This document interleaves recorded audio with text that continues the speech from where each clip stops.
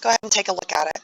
So you guys said that you approached it using a piecewise function, which is what I would do, but it takes a little bit of manipulation to figure out exactly where that cutoff point is so that we know where we're going to split it into two functions.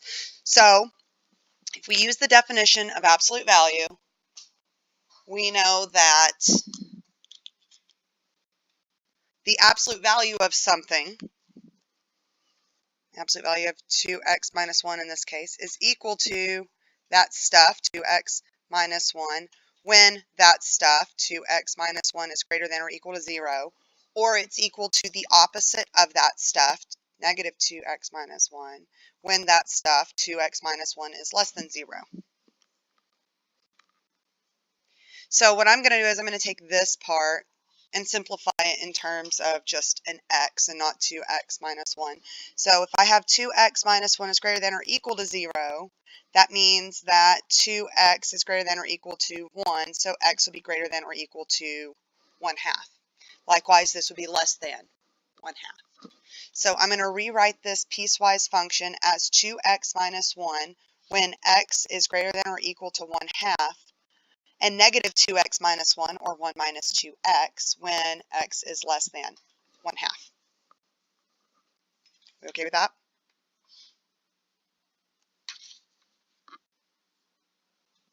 So now I can break this into two integrals. This absolute value of 2x minus 1 is equal to negative 1 minus 2x from 0 to 1/2, and 2x minus 1 from 1/2 to 3.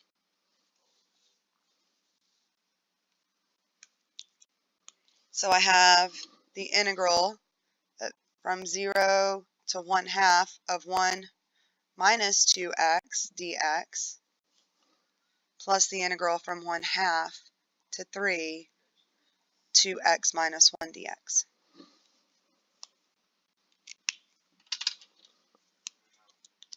Now we can actually start evaluating. So antiderivative of 1 is x, minus antiderivative of 2x is x squared, evaluated from 0 to 1/2. Plus here the antiderivative of 2x is x squared, minus the antiderivative of 1 is x, from 1/2 to 3.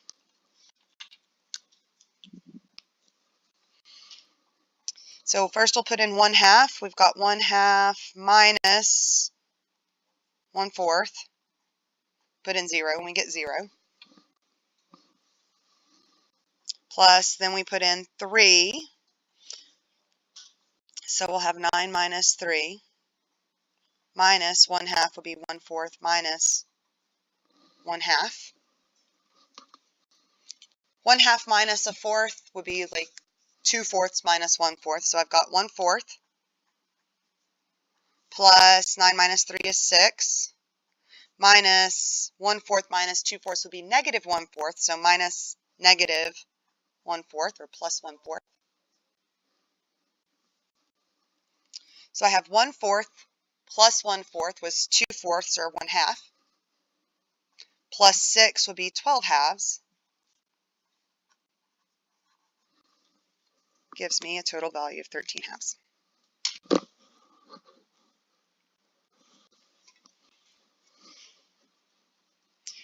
If you didn't get 13/2, is it the process that you messed up? Where did you mess up? Did you mess up at the boundary? Did you mess up at the integration? Or did you mess up at actually just the arithmetic and working with the fractions?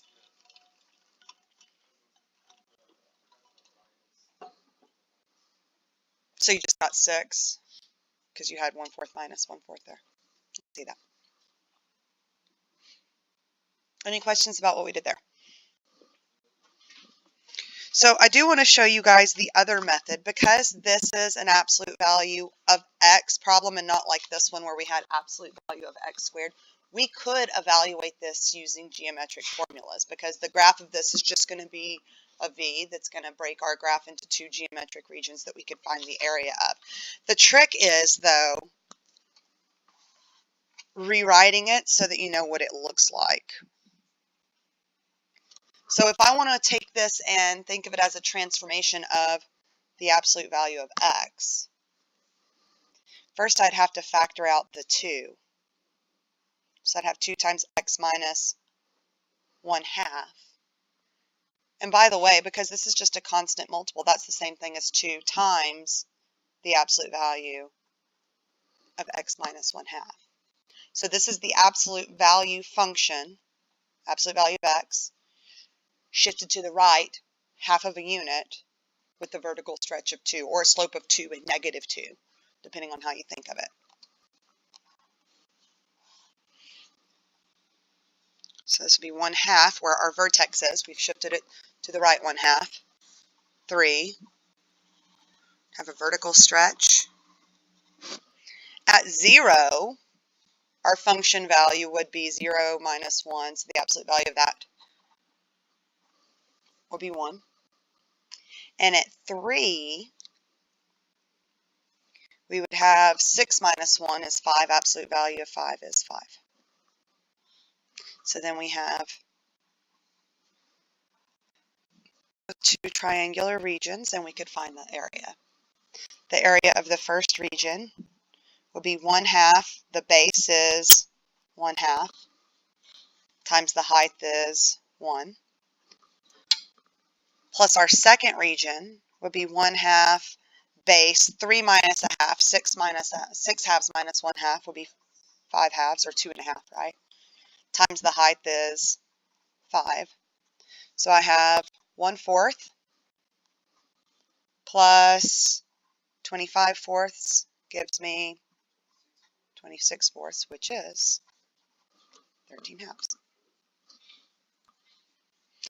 This one's a little bit trickier. If you are good with transformation rules and you recognize that you would need to factor that coefficient out so that you know that you're looking at a horizontal shift of 1/2, then that's fine. But a lot of people kind of overlook that step or don't remember how those transformations work, so they have to go back to the piecewise function. Either way, you get that the splitting point is 1/2, and then you could look it to the left and to the right. You could also have taken this piecewise function and graphed it as a piecewise function.